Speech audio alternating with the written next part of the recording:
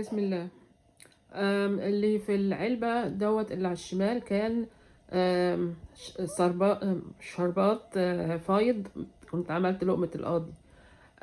المهم ففجأة ده كان مظبوط تماما وكل حاجة تمام ويعني سقيتها بيه وكل حاجة، ولكن تقريبا يمكن عشان حطيته في التلاجة أو يمكن عشان الدنيا برد، فهو لقيته راح فاصل كده و بقى حبيبات كريستالات لوحدها.